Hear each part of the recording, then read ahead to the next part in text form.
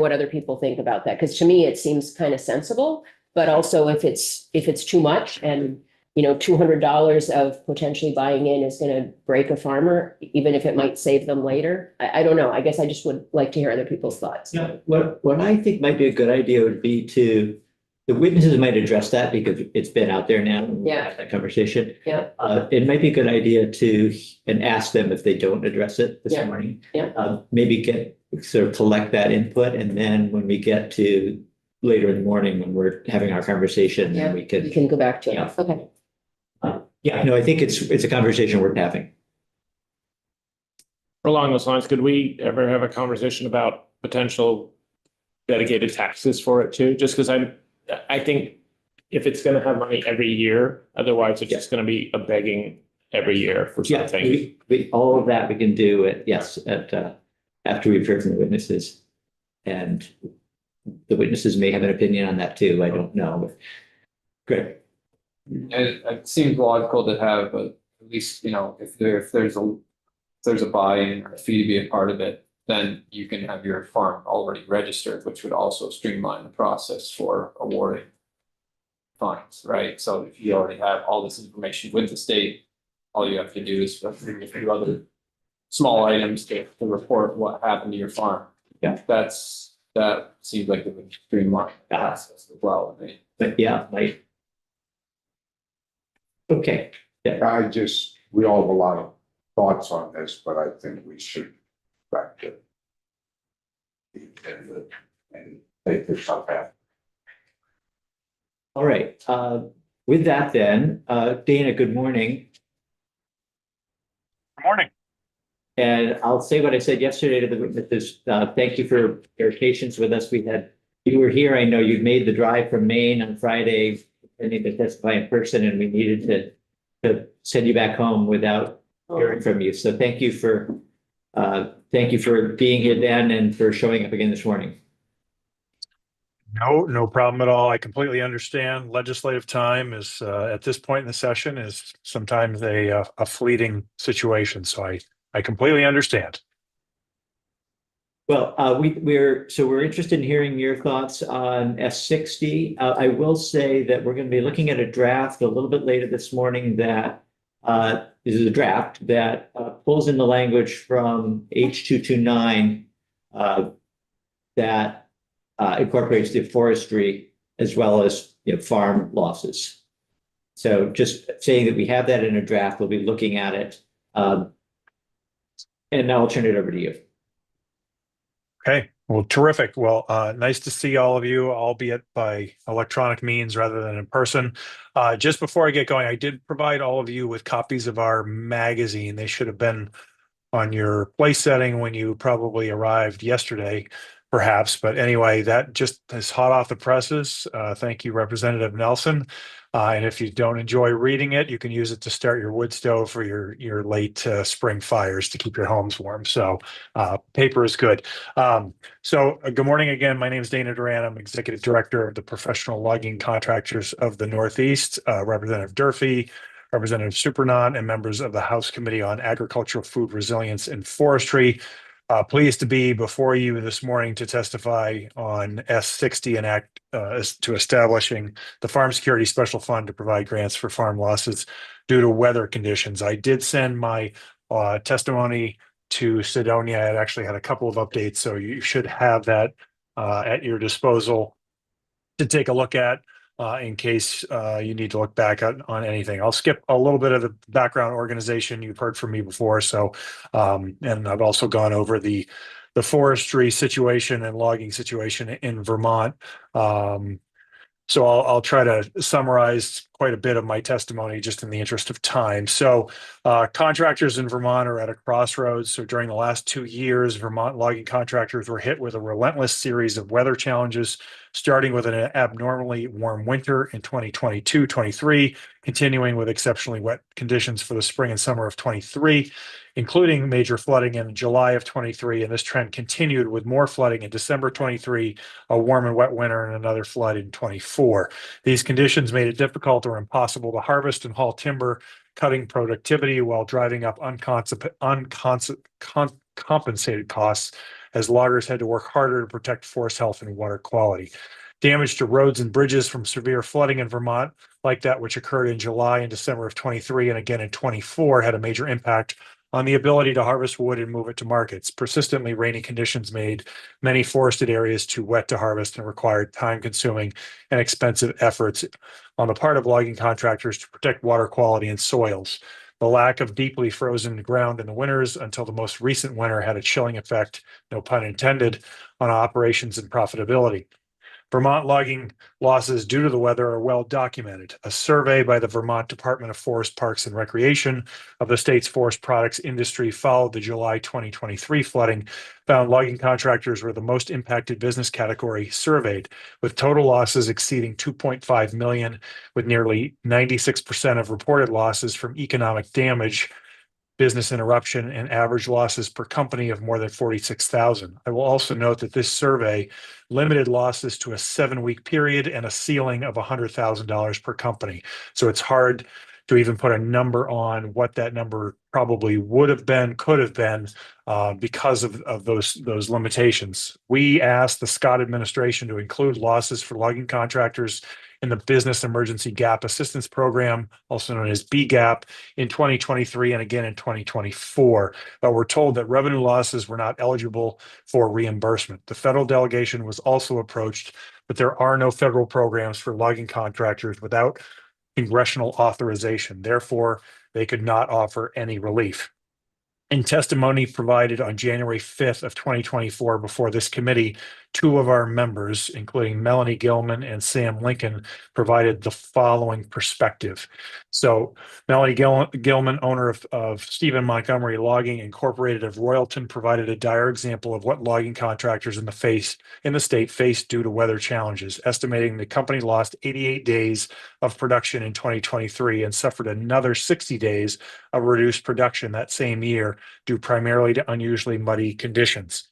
Mr. Lincoln stated, quote, "Owners like me can manage logistics, but not the weather. Professional loggers depend on the additional requirement of suitable ground conditions, such as dry or frozen soil to avoid soil and root damage or creating the potential for erosion. While the average Vermonter going to work at a regular 9-to-5 job accumulates 240 workdays in a year, the weather historically allows for 160 to 180 timber harvesting days. In 2022, I worked 121 days and only 104 days in 2023, close quote. Setting the stage with what has happened to this industry over the last few years brings us to the bill before you. I attached to my testimony H229, which Representative Durfee you just mentioned. I would also like to point you to a bill that has been introduced by Congressman Jared Golden, Democrat of Maine in the U.S. House of Representatives, and also by Senator Susan Collins, Republican of Maine in the U.S. Senate, called the Loggers Economic Assistance and Relief Act, and I attached it to my testimony. This piece of legislation, as is H229, are instructional on what we believe is a potential course of action to assist logging contractors with income replacement should weather produce a natural disaster. As we will first note in H229, forestry operations was added as an eligible recipient of grant funding, which was not included in Senate Bill 60. We were supportive of H229 for that reason. With that in mind, we are not necessarily in favor of grants for every purpose, which were recommended in each piece of legislation for losses from normal weather events such as high winds, mud, heat, etc. We believe that this goes too far and is a slippery slope for the government to get involved with. However, if this committee would consider creating a program modeled after the federal legislation I've provided you with, we think this would be more in line with what is practical to assist our industry if a natural disaster is declared. The key trigger is a declaration of disaster, which in the case of the legislation before you could be determined by the governor, the secretary of the Agency of Natural Resources, or even a board created by this legislation. The trigger would provide an opportunity for loggers to seek funds from the state of Vermont for eligible expenses such as income loss, damaged equipment, etc.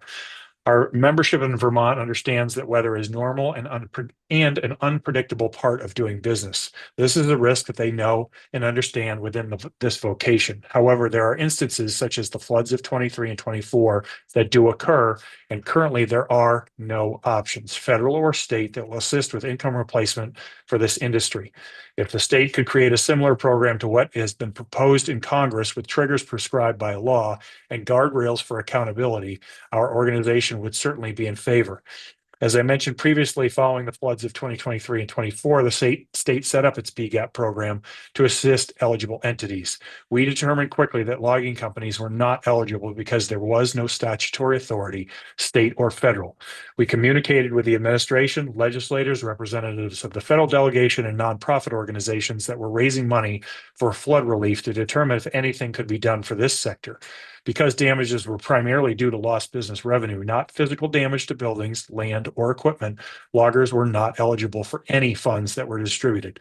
This sector was denied relief when agricultural producers, a vitally important companion working land sector, received millions in programmatic relief, headline promises of more from the federal delegation, and fundraising and grants from nonprofit organizations. We do not dismiss or diminish the serious needs and impacts that so many Vermonters experienced from the floods in both years, but we do not understand why our sector has not had any relief funds committed or adapted to it. Loggers are extremely reluctant to request taxpayer dollars for their businesses, but we know the issues experienced by many were pervasive across the state. We respectfully request that you make our sector eligible for relief programs, but please do it in a manner that has high accountability and ensures that funds are used only for a disaster and not risk for day-to-day weather. Thanks for the opportunity to appear before you today, and I'd be happy to answer any questions. All right, Dana, thank you. Question from Representative Nelson. Thank you, Dana. If there's perhaps some value, even if we have this, get this turned into a bill, a law, that if it isn't funded this year, if we have the vehicle in place to carry funding, if we have a disaster and monies are found, it can be siphoned into this program. Is that something that you would agree with? We would be very supportive of that. We understand that we don't want to let the perfect be the enemy of the good, and Rome wasn't built in a day. So understanding the extreme economic circumstances in Vermont, if you can get the policy in place, I think you can be creative and effectively work on different strategies for populating that fund with money moving forward. You don't want to let the perfect be the enemy of the good. He's a wise man. Did you teach him that? That's a great, I'm writing that one down. Thank you. I hear it a lot here. Representative Lipsky. Thank you, Dana. I don't know if others have gotten a chance to read the Golden bill or the Senator Collins bill, but we had a witness in here yesterday, the head of the president of Vermont Farm Bureau, Jackie Folsom, who was supportive of having forestry being part of S60. So and she had ideas about guardrails, so you might reach out to her, forward your communiques to her. That's just a recommendation. Okay. They were very supportive of adding forestry, but some ideas and guardrails. Thank you. Sure. Yeah, I'll just say before I recognize Representative O'Brien, Dana, I think that Jackie Folsom's suggestion, again, she was speaking on behalf of the Farm Bureau. So the Farm Bureau's suggestion was that the program be set up with regard to forestry operations to apply to situations where there was a contract between a landowner and a logger. And I know she's not here to correct me if I've got that wrong, but assuming that I've captured more or less what she was saying yesterday. I wanted to have you weigh in on that, see whether in terms of accountability, that made sense. In terms of scope. Yeah. Sure. I mean, it's a really good question, and it's a valid point on behalf of Jackie and the Farm Bureau. I guess the hesitation that I would offer in that situation is providing that level of what could be, number one, proprietary information that's by and for between a landowner and a logging contractor. So what are the guardrails to protect that information? And then number two, you know, if I'll just use an example. Let's say there's a contract between a landowner and a logging contractor, and there's a set term on that contract, and some extenuating circumstance comes up. It could be mud season that comes up, but you can't move the wood. And so effectively that contract is no longer in place, but there may have been a payment to the landowner. And so the logging contractor can't move the wood. And so it's beyond the terms of the contract. There are going to be circumstances like that. So what happens in that scenario? Is the logging trucking company out at that point? They can't, essentially be qualified for income replacement. So I guess I would be careful with that from a couple different perspectives. Good, thank you. Representative O'Brien. Thank you, Chair.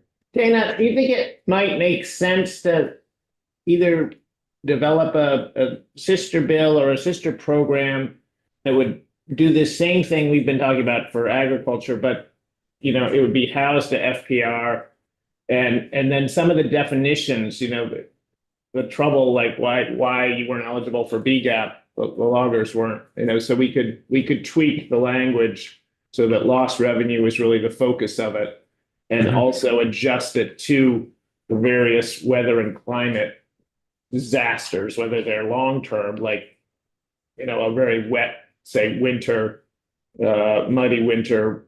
I mean, there's some similarities, say, to a drought to a farmer, but they're different in some ways because of that. Just whether that's something we should explore.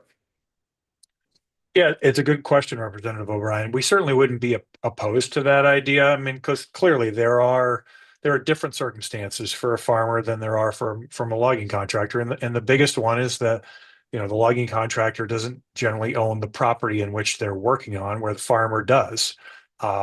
So there are different circumstances. I mean, just back to the question that Representative Durfee asked, and it just, my mind is percolating now. You've got a series of subcontractors that generally are involved, or could be involved. So, we'll just use, not to put Representative Lipsky on the spot, but let's say Representative Lipsky has the contract with the landowner, and Representative Lipsky has the forwarder that might move the wood, but doesn't own the processor or the fellow buncher, and has subcontracts. And then there's a subcontract for trucking. So in those cases, are all of those individual businesses, not eligible because they don't have the contract with the landowner? So, again, there are a lot of different circumstances that exist. So to your question, Representative O'Brien, having the ability to have more time, but also to think through the various circumstances that are different from the farming community certainly could make some sense. But again, I go back to what I said to Representative Nelson: don't let the perfect be the enemy of the good.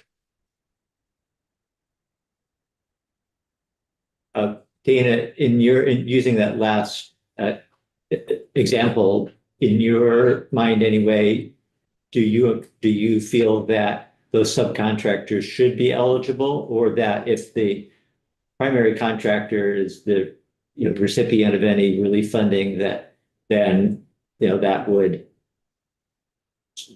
address the situation most effectively? Sure. Yeah. I mean, again, it's a valid question. You're going to have, I'm going to guess there are going to be ceilings or parameters on the amount of eligible funding. If the contractor has the contract with the landowner and there's a ceiling, then are those subcontractors left out? are they the responsible party that has to then pass that funding along? I don't think they want to get into that scenario because, again, they're not harvesting, they're not trucking, and they're not certainly going to get equal replacement for the funds. So I think excluding subcontractors and making it solely the responsibility of the contractor, again, creates a kind of a patchwork quilt that I think may create circumstances where those subcontractors could get left out. And I would hate for that to happen. Representative Lipsky. Yeah, it's really in response to Representative O'Brien's notion.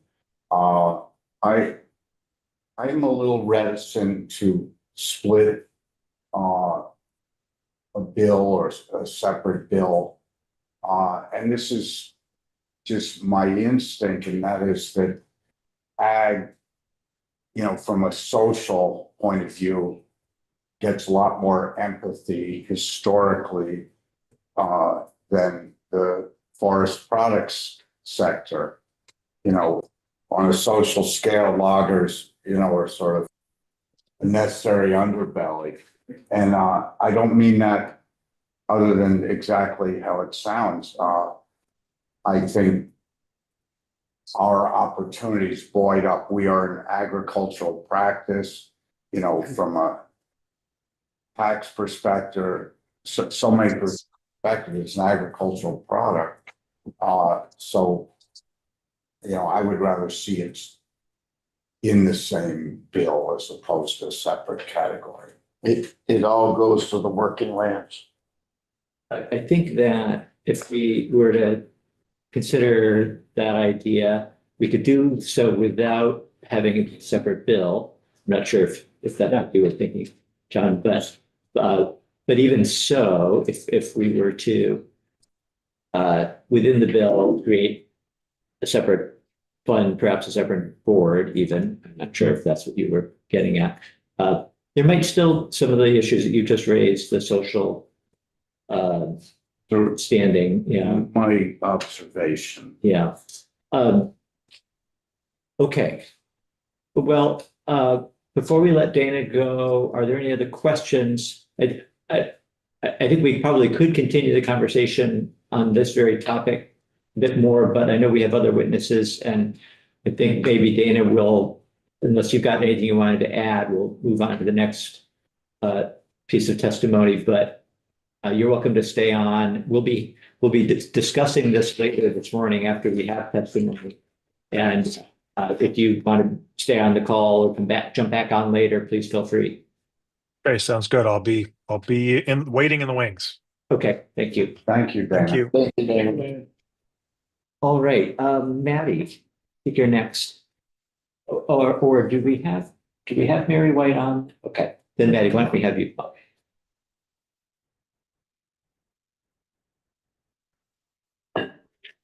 Thanks for having me. Maddie, I know that you have been paying attention and we've had witnesses that you helped us bring to the table. But I don't know whether you've testified on this bill directly. Maybe you did at one point. Okay. Yeah. Well, tell us what else you'd like to say. Okay, thank you so much for having me. For the record, Maddie Kempner, I'm the policy director at NOFA Vermont. I really just want to start by thanking the committee for your incredibly thoughtful consideration of this bill. I have been able to listen to a lot of your discussions, and so many of the questions that you all have been asking are very similar to the ones that we talked about with the coalition that led to the development of S60 and H229. So it was good to hear you all. Can you just, sorry to interrupt, can you just remind us of who was in that coalition? It's just such a good test. Let's see if I can remember everybody. The Vermont Farm Bureau, the Connecticut River Farmers Watershed Alliance, the Intervale Center, Center for an Agricultural Economy, Rural Vermont, and the Vermont Veg and Berry Growers Association. And you were working, you started meeting last summer? Yeah, essentially after the second round of flooding last summer, I think collectively as farming organizations, we thought now's the time to actually put something in place to make sure we're better prepared for this next time. And I really would like to comment in reflecting on some of the committee's discussions on several specific sections of the bill that you've been talking about. So I think I've shared this with some of you maybe, but first, our coalition strongly supports the existence of the review board. We feel like it's a really important role for farmers and organizations to providing direct support to farmers, to have the role in administering the fund, and a good way for farmers to have some accountability and buy-in in this process in a meaningful way. And I want to remind the committee too that in addition to reviewing applications, the bill directs the review board to also do several other things. So the board is also directed, as the bill is currently written, to review the application process, the eligibility criteria, the distribution, and the accessibility of the fund, and to make recommendations annually back to this committee and the Senate Ag Committee to make improvements and over time. I also do want to make an important note that right now the language that names the type of farming organizations who can serve on the board needs a little clarification. Right now it says 3 agricultural organizations who can demonstrate expertise in dealing with all sizes and types of farms in Vermont, whether through granting funds, offering technical assistance, or advocacy, and have a proven track record of working with farmers. We believe the intent here is to have a group of agricultural organizations who can collectively represent all sizes and types of farms, but the language in the bill seems to suggest right now, like each organization serving has to do that in and of itself. So that's just sort of a minor point of clarification that we think would be really helpful.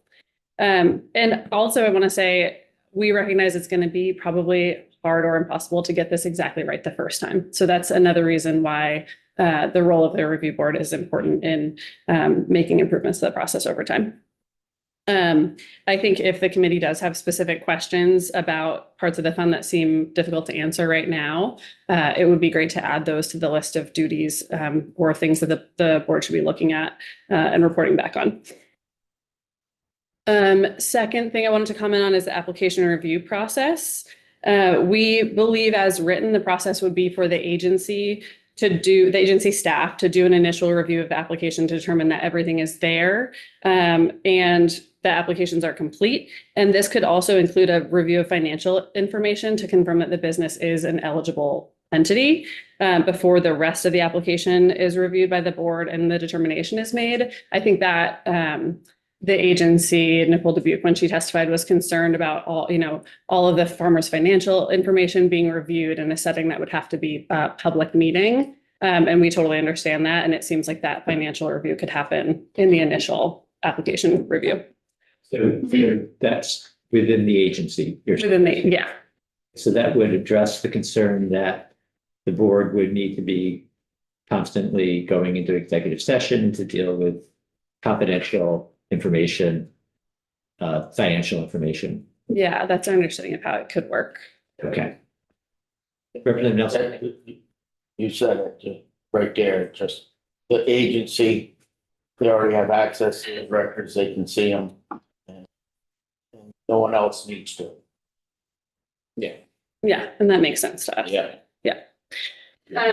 We also want to say we would fully support, and I think this is true of our coalition as a whole, language that allows the agency to use some amount of money in the fund for their own staff capacity. I know they're concerned about having the capacity to actually do this at the staff level based on their testimony. And we would suggest adding some language that allows them to add some capacity to make this happen. I want to also address some questions that have come up and some discussion around extreme weather events. And who is making the determination around when an extreme weather event has occurred. I think, from our perspective, the discussion around what qualifies as an extreme weather event really exemplifies, again, the role of the review board and farming organizations who have assisted farmers in these types of events before. And it's important that the secretary has that ability to look at weather data to determine whether, it was just mud season, for example, or something that would actually qualify as extreme weather. I think the language in the bill right now reflects the way that process should work. Also regarding conflicts of interest, back to the board, it's our impression that a review board member could just recuse themselves from a given round of application reviews in the event that they personally need to apply. I will say, based on our experience with our Farmer Emergency Fund at NOFA, we actually think it would be a pretty rare occurrence, and it has not happened in the last couple of years of extreme weather, at least, maybe going back further. But we would totally support the committee, including language that would allow for alternates or whatever you all feel is necessary to address this situation when it does come up.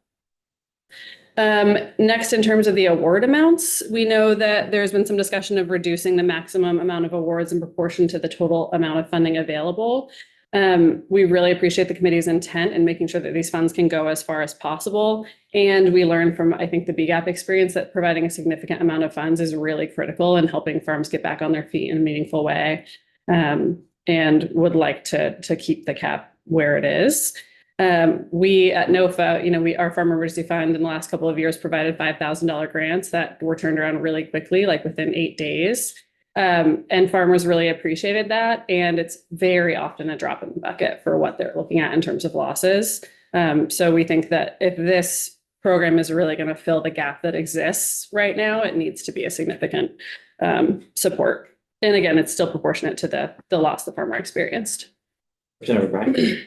Eddie, is there sort of a number where if we're not going to come up with that appropriation, then we should maybe set the fund up, but wait, a subsequent year before we could say fill it at the 20 million or at least some really substantial amount? I mean, if it only has 500,000, is it still worth going forward with that appropriation and just saying like everybody's going to get $5,000 if this happens in the next fiscal year? I think the legislature should move the policy forward, even if it's not funded in the total amount that's needed. I hope that over time it will be able to be fully funded. And I think it's really important also that this policy sets up a process by which the total losses can be reported on. Because right now, unless there is a disaster event, that reporting isn't even necessarily happening. So with this policy and the review board in place, they're directed to collect that information so that the legislature has the data on what the losses have been over the previous year to inform future appropriations.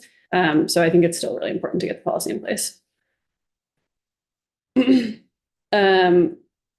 All right. Also related to award amounts, this actually just came to my attention recently, and I thought it was important to flag for you all. We would like to request that the language in 4633A subsection 2 be removed. Right now, that language reads, the secretary shall establish criteria for the amount of an award based on the annual net income of the farm in relation to the median net income of all farms in Vermont.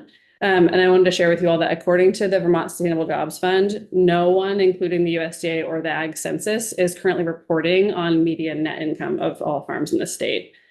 So this section actually is currently directing the secretary to do something that they don't have the ability to do, given available data.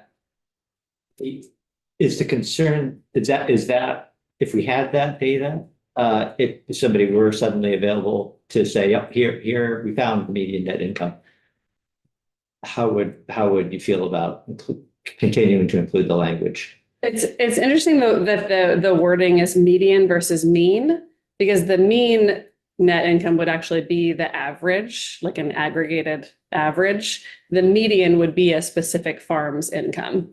And so that's part of the reason that the way the data is reported doesn't include that number right now, because when they do the Ag Census data, they're aggregating the number so as not to expose any financial information of any given farm.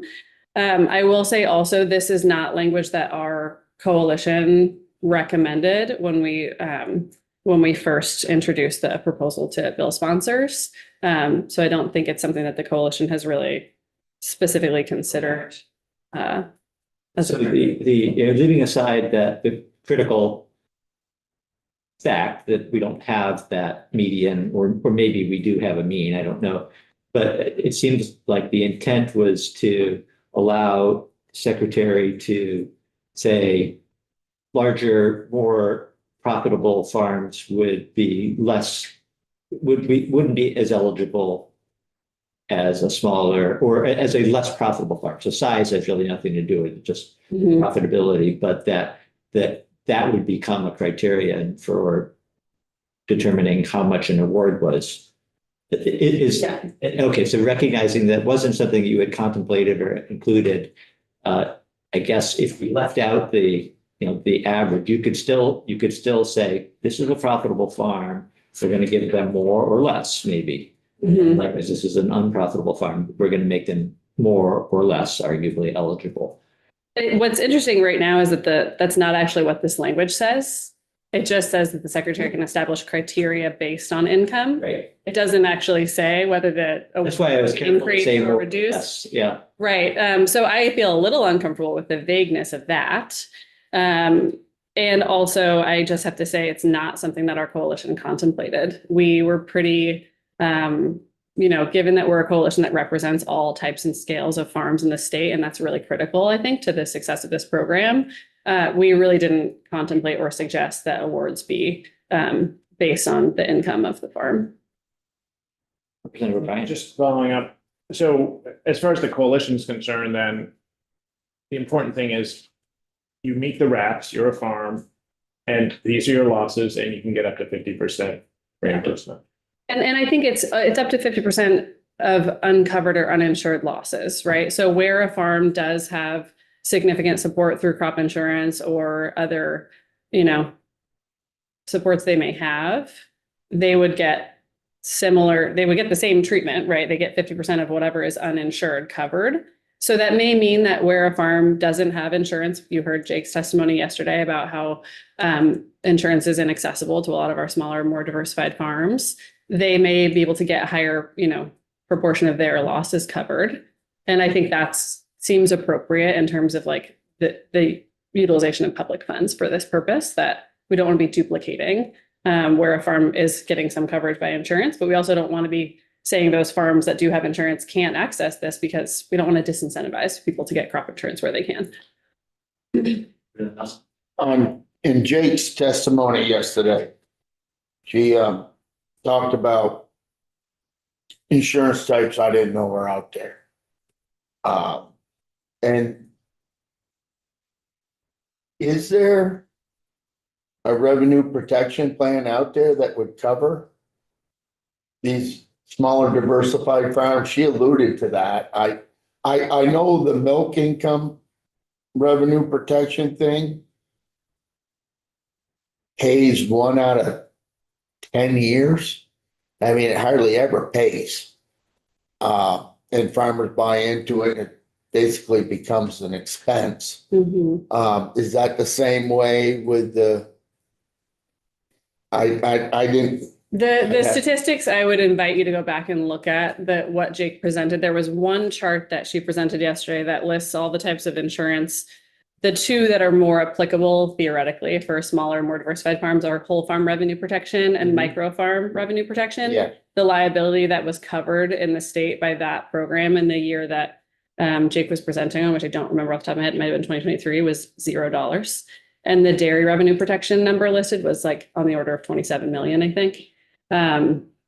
So you probably know better than I do which year that would make sense. Revenue protection just based on the feed cost and milk sales. And maybe that was just the enrolled, what was covered, right? Not what was paid out. But the take home, I think for me from that chart is that no farms are even enrolled in micro farm and whole farm revenue protection. And I think it's just that they're inaccessible. And if you think about a farm like Footbrook up in Johnson and kind of my neck of the woods, they grow 140 different varieties.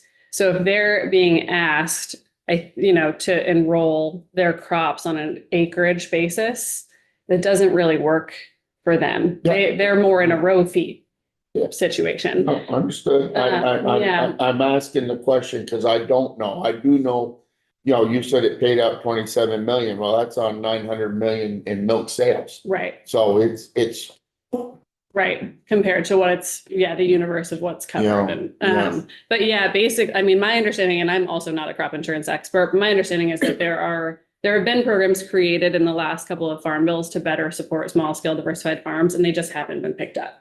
And they're not actually working in a way that meets people's needs and gets them. No, they can't get out of the outstates. Yeah.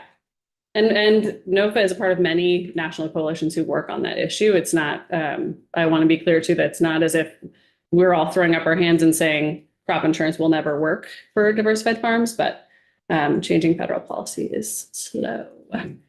Yeah. Let's see, all right, so you had some concerns about that section, that language, and encouraged us to remove that language. Was there anything else? I do have a couple more things, if it's okay, but I'm happy to answer questions. Keep going before I ask my question. Okay. I wanted to say also that some questions have come up around the application process and the types of losses that are eligible for payment under the fund. We really feel like the most important thing from our perspective is that the secretary and the review board have the clarity and the leeway that they need to develop the application in a way that makes sense. I also think it's really important that farmers and forestry operations, if they're included, know that they can apply for this. So for example, and for the kinds of impacts that they're going to experience. So you heard from Bruce Hennessy a couple of weeks ago about the loss of several hundred turkeys plus a tractor due to flooding in 2023. I know farmers also whose fields didn't flood, but who had farm roads wash out in 2024, which made it impossible for customers to get to their farm to purchase from their farm stands. Or what about a farm whose employee housing is destroyed? We just feel it's important to be clear to the people that are going to be applying because of these types of losses, that they know what they're eligible for and not have people self-select out of applying because they assume they don't qualify. We've had a lot of farms, and I'm sure this will continue to happen to a degree, but we had a lot of farms in 2023 not apply for our Farmer Emergency Fund because they weren't in a river valley and they didn't experience inundation style flooding. But like you heard from Amanda Andrews, they still experienced 30 inches of rain. And I think she said 5 days, which feels impossible. But they were not applying for the fund because there was an assumption there's always someone who's worse off than me. And we considered that that's what our fund was also for, were those types of losses in a year like 2023. So we had to do additional outreach from NOFA to say, if this is your circumstance, please still apply because you're having losses as well because of this weather. And then I think lastly, we know the committee has talked about setting up quarterly or seasonal application cycles for the fund. We don't support that idea. And we did talk about that as the coalition when we were working on the proposal for the bill and decided that this would just set up arbitrary limits based on timelines that won't necessarily align with when extreme weather impacts occur, because those can't often be predicted well in advance. However, as I mentioned, if the fund is open to applications on a rolling basis, as it currently would be, the agency could leave the application open even after funds are expended.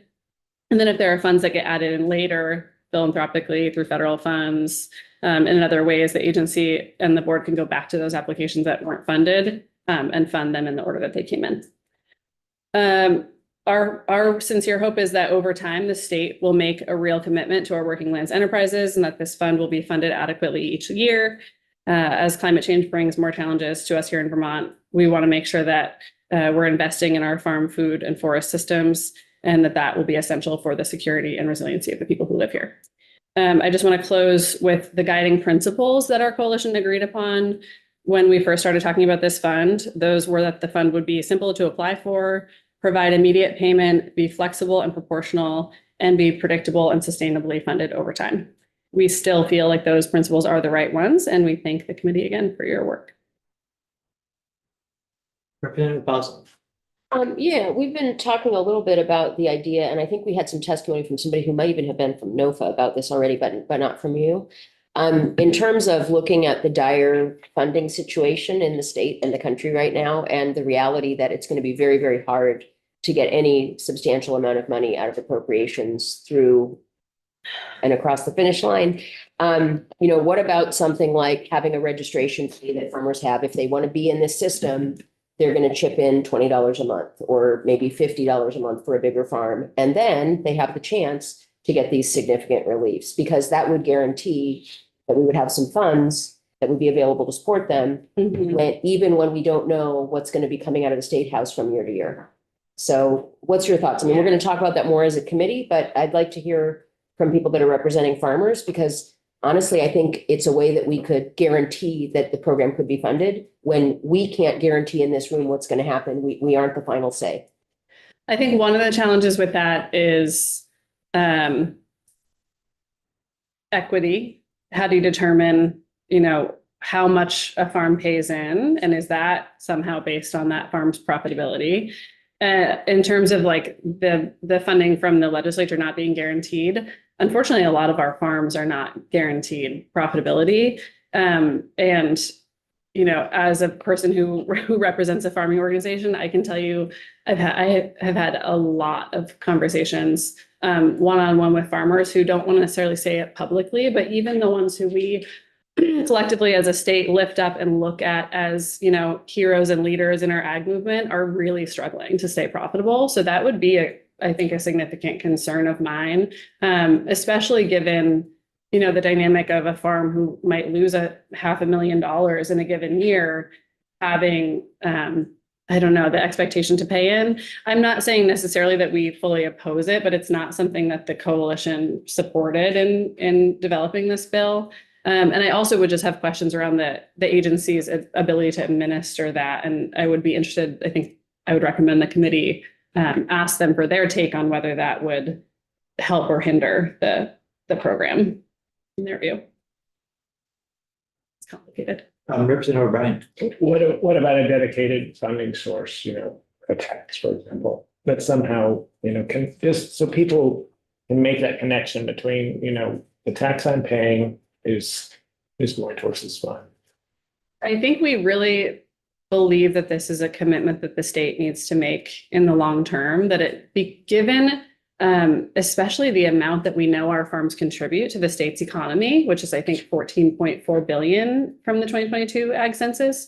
It's a really significant contributor to the state's economy. And it feels appropriate to us that the state make a similar contribution back to support these working lands businesses that are, like I said, truly on the edge of profitability and survival year to year. So we support it coming out of the general fund as of now. More question. Maddie, if FEMA ever, say like in an Irene type situation where all 14 counties are declared, disaster areas and there's federal money coming even for farmers and loggers, say, what would happen to this fund then?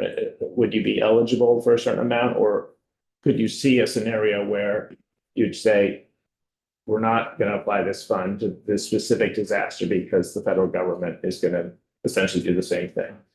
Unfortunately, it has not been our experience that a federal disaster declaration brings significant resources to farmers, even in a disaster. I was out of state during Irene. I didn't live in Vermont at that time. But in 2023, a very recent experience with a, statewide disaster declaration. I think I've shared with this committee in the past that essentially all that did, in addition to maybe opening up a couple of specific disaster programs like the ones that you heard from Jake about yesterday, it's not as if there was a massive influx of federal funding to the state. And this most significant influx of federal dollars is the one that was appropriated in December of 2024 that we're still waiting on, nearly 2 years later. So I just don't think that in the case of agricultural organizations, in the case of farmers, it doesn't seem like a federal disaster declaration really brings the amount of resources that sometimes I think we expect it to.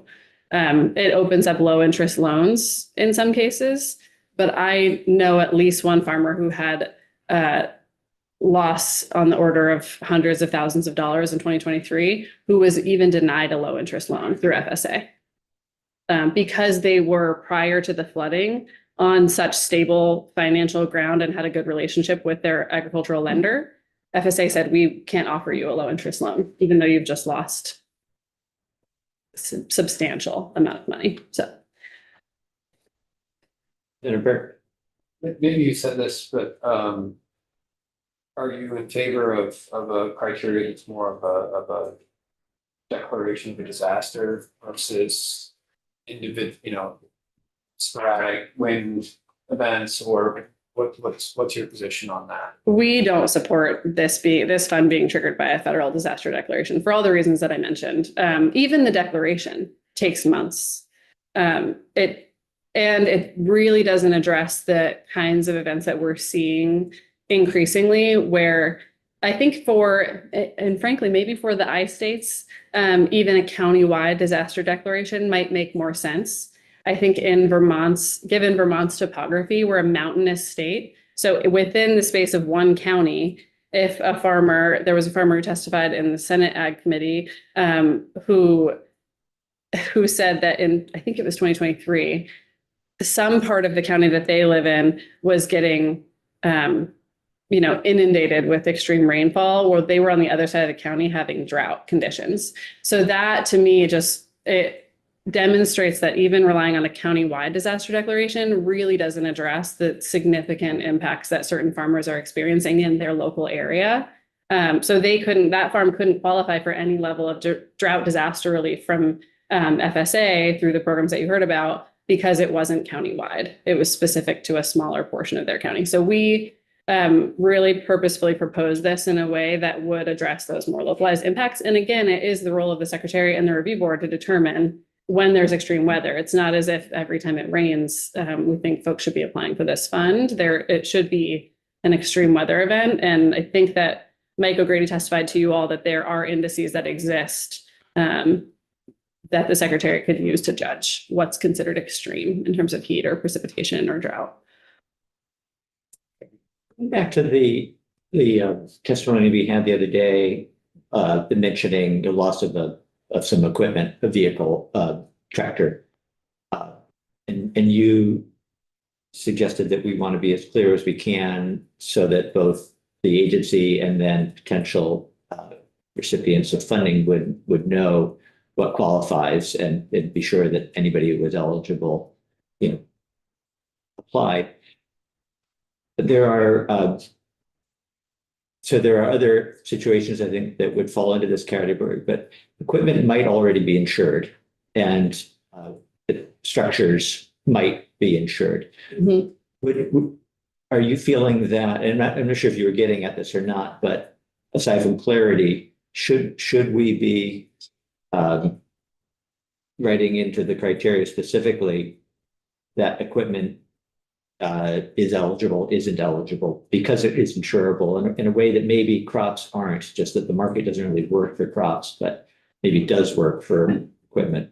Yeah, I mean, I think where we have, I think the language that addresses that currently in the bill is really in the 50% of uninsured or otherwise uncovered losses. So if a farmer has a tractor and they have insurance on it, that shouldn't be considered, as a part of the loss that this fund would account for. So anything that is currently insured really is sort of considered separately, right? And that whatever's remaining, this fund could cover up to 50% of that. So that's So even if it's insurable, but if it isn't insured, if for some reason somebody has a tractor and hasn't insured it, that they would be eligible. I mean, I think that if there is language that the committee wants to include that, directly speaks to that if there is insurance.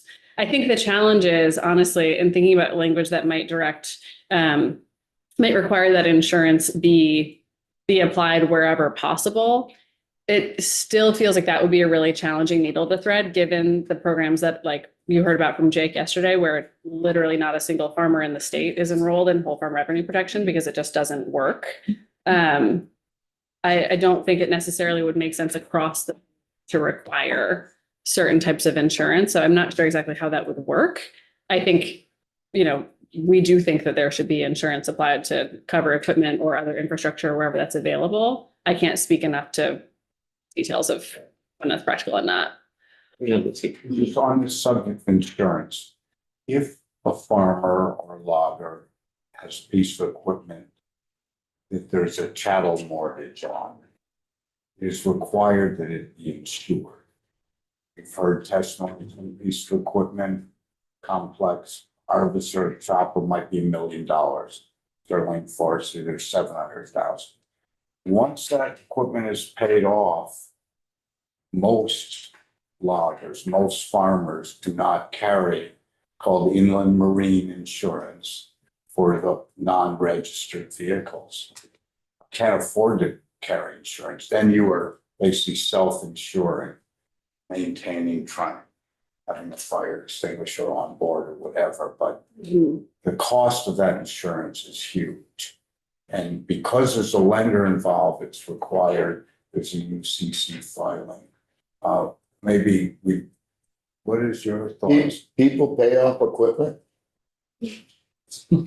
Yeah, if they're still in business, hasn't been repossessed, I'd say it happens. We just turn it over because Thomas paid off, it has 20,000 hours on it. Right. Yeah. Pick up a new note. I didn't say you become debt free, you just some point. Anyway, it's insurance. We could use 100% of our gross income to protect ourselves from loss and still go out of it. It's just very expensive.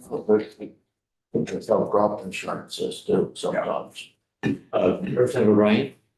I mean, just this conversation about equipment made me go down a rabbit hole where if a farmer dies, would they be compensated, their remaining family? I don't know if this bill contemplates that as it stands currently. Like a farm loss essentially. If a farmer were to die in. Right, say Bruce Hennessy drowned trying to get his turkeys. You know, I wonder, would they be eligible for maximum? Don't make me worth more dead than I am alive.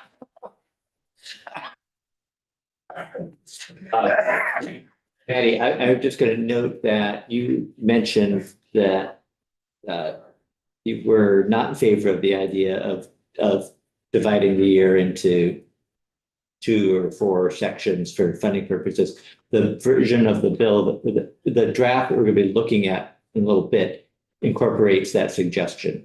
We had a conversation last week, so just I wanted you to know that it's in there. Okay. Thank you for your input on that. Yeah, so our reasoning behind that is if you work on the state fiscal calendar, July 1st. And Burt's Orchards has a frost on May 21st when his trees are all right in bloom. And he loses his apple crop. Of course, you know, we know through his testimony that they don't figure out what their loss is until later, or the vintners get wiped out in May. That being at the end of the fiscal year, there's chances that the fund is completely depleted. And we want to make sure, or the fund is fully funded and they deplete it. But July 1st, a new chunk of money comes in, which will cover other losses. But we're trying to look at how to keep everybody in the loop, not penalizing their type of agriculture they're in or forestry that they're in. You know, it's got to be set up for all of it, not just veggies or dairy or. And that's why, that was our reasoning behind it. And I don't know, maybe we could write into something that applications come in and then the fund is depleted, they go into the next cycle and they get funded, you know. Yeah, so. If you have a reaction to that, happy to hear it, but.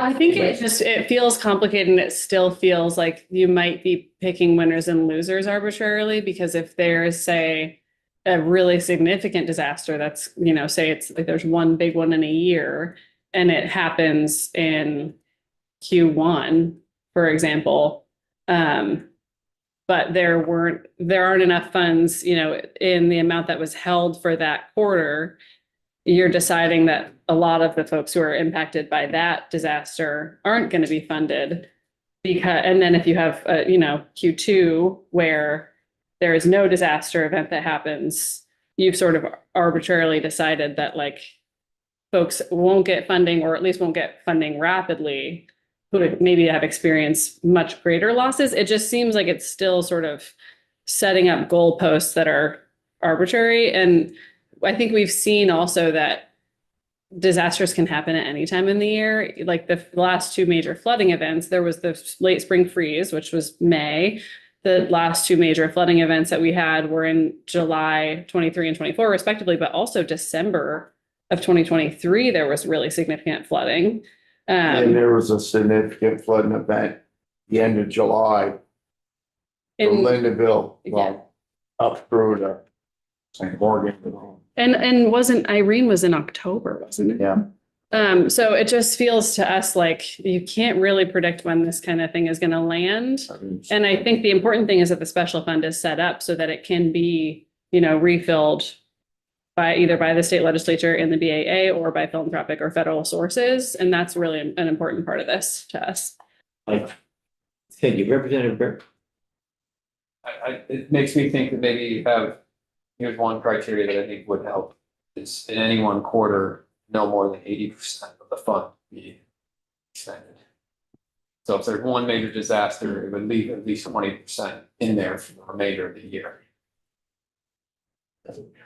Right, because if you have a major flood in July and you say, okay, we 80% of this has to go out, that's great. But you leave 20% in because there's a major flood in December, or there's a frost event in the next spring, if we're starting July, if we're starting with a fiscal year. So that there's 20% available for the farmers to get the frost event the following spring.